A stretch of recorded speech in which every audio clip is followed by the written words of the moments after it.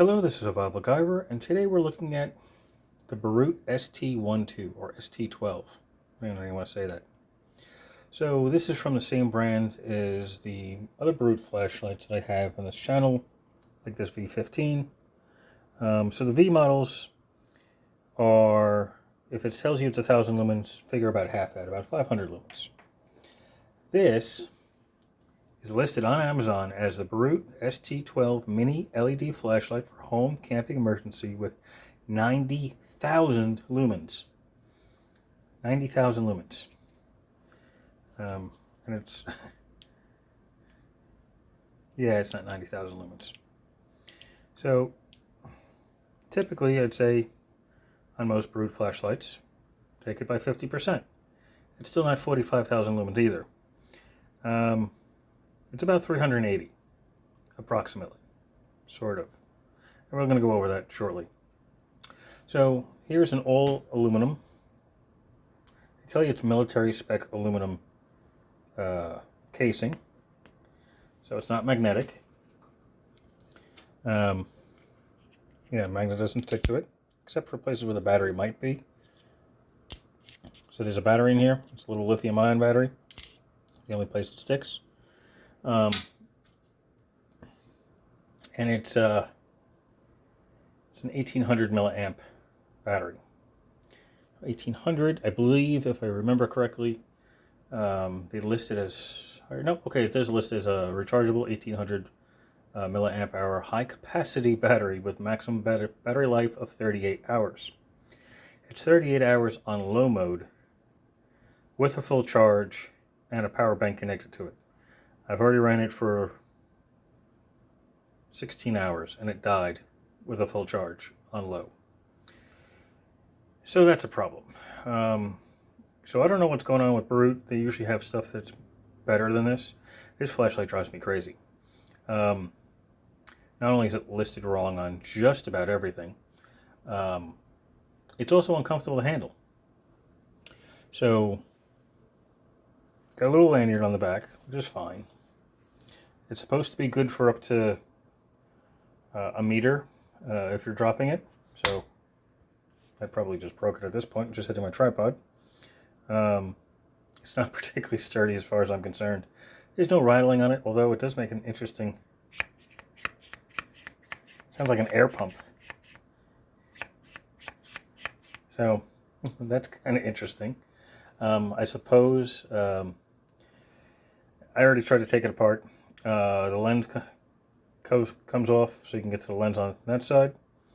And this end cap comes off, sort of. I mean, it's soldered to the battery. So, yeah, so the battery's soldered to it. You'd have to pull out, if you undo this, I'll show you. There's a little notches on where the LED sits inside the reflector that it looks like you can take a tool and pry it out, and then you should be able to pull it out forward. I'm pretty sure that the battery is soldered on the opposite side, so you may have to cut that off if you're trying to do something else with it. But yeah, so this is a consumable flashlight. See, in there is just one chip. So again, it's rated at 90,000 lumens, which would make it a 900 watt flashlight. But it's not. It's a 5 watt flashlight. So what's 5 watts? Well, let's see. 5 watts is going to be maybe 500 lumens. I'm thinking about 380 is pretty close to what it actually produces. I'm assuming they put it in the zoom mode so it becomes as bright as possible whenever they measured it, and then added a couple of extra zeros and put the decimal point in the wrong place. So, but let me show you what we got going on here. So I'm disappointed in this flashlight. But let me show you some of the features in it. Maybe it'll be something that you'll like. I don't know why, but people like all sorts of strange things. So this is a Type-C charge. Get that open.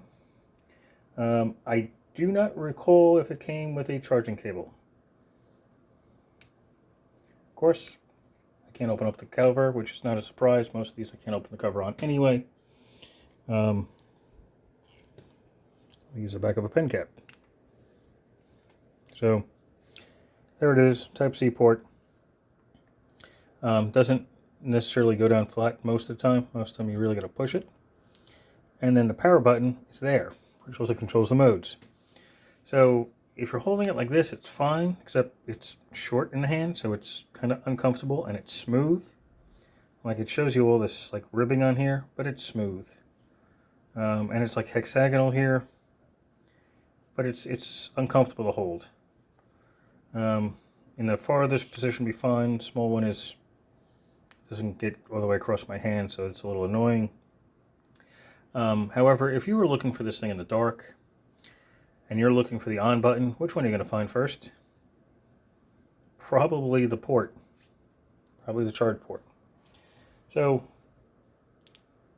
let me turn off the side light here. There we go. I'll turn the top light off too, so you can see how bright this actually is. So, that's high beam. So yeah, it has a pretty good pinpoint like that. Actually shows up much brighter on the camera than it does in real life. It's about half of what shows on the camera. And you can zoom it all the way out like that. So you got a nice big circle. Now, the camera's not doing well because it's focusing, I guess, directly on the white light. It doesn't look like that in reality. But yeah, it's definitely not 90,000 lumen, because you wouldn't be able to put your hand in front of it at 90,000 lumens. So then there's a medium, and there's a low, and if you double click it, you got strobe. And then a long hold. Oh, by the way, you might be able to see it on camera here. It might just be too dim. The top part of the switch glows green when it's on. Long press to turn it off. So you double press it to get strobe. It is listed as a tactical light.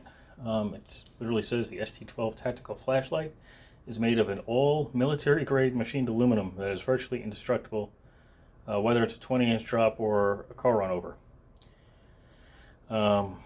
However, I've dropped it a few times, and at much lower distances than 20 feet. Or 20 inches. I've dropped it from a foot and it stopped working. That's why I decided to try to take it apart to figure out what's going on in there. Since it's 120 grams, I do not have my scale to measure it. My apologies. The zoom thing is fine. I mean, obviously it makes that noise. The zoom is fine otherwise. But what's missing on the back? So if it's tactical, you would think it'd have a tail switch, would be a much more tactical style flashlight. Also, there's no magnet on the back. As I showed you with the little neodymium magnet, there is steel in there, probably just for the contact of the battery. It doesn't hold anything. It's got no... If I turn this sideways, it doesn't hold anything. There's almost no material in there for it to connect to. But either a tail switch or a magnet on the back would have been really more tactical than this. I think they just call it tactical because it's black. So, out of curiosity, let's take a look at this 90,000 lumen again. That's high. Okay. Let me make sure. There we go. There we go. There's high. All right. So this is the Manker Striker Mini, which is an actual tactical flashlight.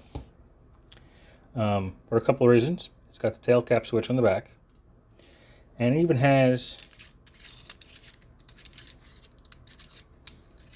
I like this flashlight because it's got a bezel that you can reverse. And now it's a tactical flashlight, and they're sharp.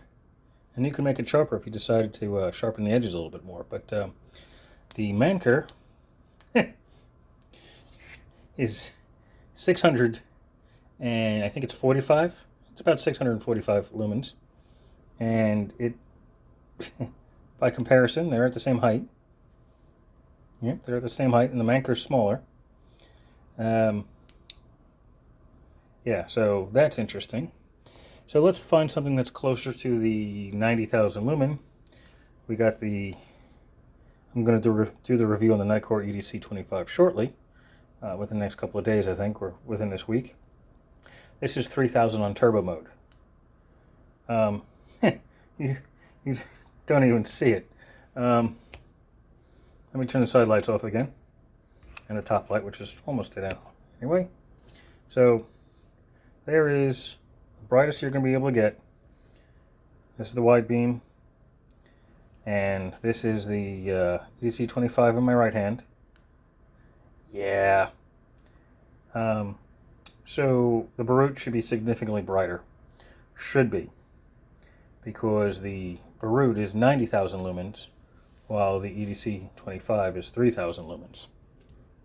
So, yeah. And the EDC25 will actually give you a little bit of a tan in the process, because it is that bright. So yeah, it's definitely not rated properly. And, you know, I expect that from Boruit. I also expect much better build quality than this. As I said, like their V3, which I always keep on my desk anyway. It's my V3. All right. Here's the V20. There's the V15. And obviously it's a different style because it's a larger light. But these are all brighter than that. So, you know, you're listed at 1,000 or 1,100 lumens. Even at 600, if you cut it in half, or 550, it's still brighter than this. And this is about double the price. This is about a $30 or $40 flashlight. $30 or $40. This is about $15. This is about $12. So it's like, why are these that much brighter with a bigger battery for the most part? What it actually is, anyway. Those are about 1,100. This is supposed to be 1,800, but it doesn't seem to have that anyway. Now you'll notice I didn't talk to you about run times or lumens on any of the other modes other than high, because they're not listed. So here's the user manual. Let's see, high beam, runtime 190 minutes, medium for 260 minutes, low for 38 hours, and in reality it's only about 16 hours. Strobe for 260 minutes, which is weird because strobe is just high. That turns on and off. A little higher than that anyway. Single press for high, medium, low, double press for tensor strobe. Range 300 meters. If it was really 90,000 lumens, it would be miles. It would be, you know, what, 100 miles, something of that nature. Battery says it's an 1800 milliamp hour, and we're going to open it up and show you. I don't believe it was when I looked last. Max distance is 300 meters with a white laser LED bead. Well, it's not a laser. It's just a regular chip on the inside. So it's definitely not a laser if you want to compare it to like the mini LEP Cosmo laser. So that is significantly different. And that one's only 240 lumens, something in that range. It's below 300, and it's super bright because it's a laser. It has an anti-abrasive lanyard, portable and comfortable. Type-C port, so red flash for charging, which is actually weird because when I charged it, the red stayed on, it wasn't flashing. And charging green on, full charge. Mechanical push pull. One key shift modes, neck button switch, so I guess they call that neck instead of body, but it's definitely not a tactical flashlight by any means. Please do not look directly at the luminous surface source to avoid eye damage, which is true, you shouldn't. And then it's in other languages, but doesn't tell you what the lumen amount is on anything else. So that's interesting. Typically they do, but this one doesn't, so I don't think they actually know what it is. So let's take a quick look on the inside here. All right, so now I'm probably just going to throw this one out anyway. the top part of the lens unscrews. I'm going to do it this way so I don't lose the lens. I did that last time and I lost it. So there's the lens, pops right out. Right. So there you go. There's the regular chip on the inside. See how there's those 4 little prongs. So you probably just need something here to help pull that out, because it doesn't come out otherwise. I tried. You can, if you press down on the button here, you can get the rest of this to come off. It'll slide all the way down. So, yeah. Alright, well I got stuck now. That's fine. That's fine. Alright, so the top part here, it took me a little while to figure out. See, that looks like threading, but it's not, because it's not at an angle. So there's nothing there. It took me a while to find it, but it's at the end here. And it's tight. Very tight. I don't think you're ever supposed to take it out. Like, it stops there, and you can keep pushing it out. And then it stops again, because what I think I'm doing is I'm spinning the battery around on the inside. Because there's the battery.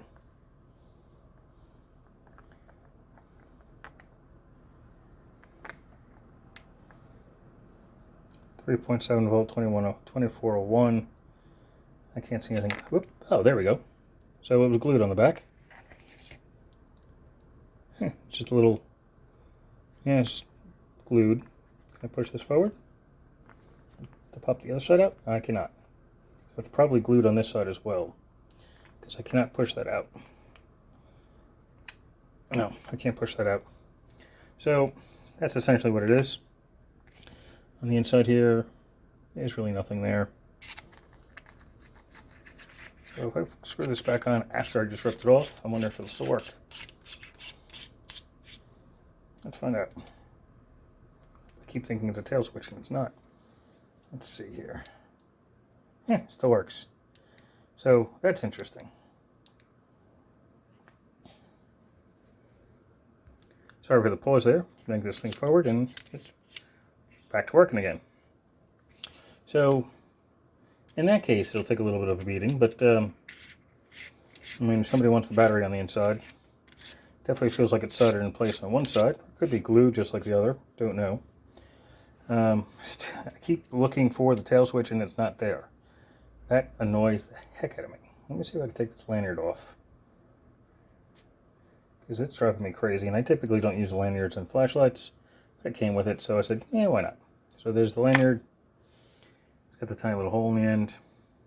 So that's it. That's about all you can see really on this. This is the Boruit ST12 90,000 lumen crock of crap flashlight-ish thing. And for those of you that may just want it for the battery, or I don't know, just to throw it at people, this is a great flashlight to give to your enemy, because it's not anything that it says it does. I'm sorry, I'm not sure what that was on the screen. So if you really hate somebody, you get them that flashlight. Yeah, so that's about it there. Questions or comments, leave them below and I will answer them as soon as I can. And I will also have the link in the description to where you can get this on Amazon. I did find it on AliExpress. Hopefully you don't hear the landlord's dogs barking in the background, or the bird, but so that'll be in the description as well, just in case you're interested in possibly throwing this at somebody, or maybe fixing it.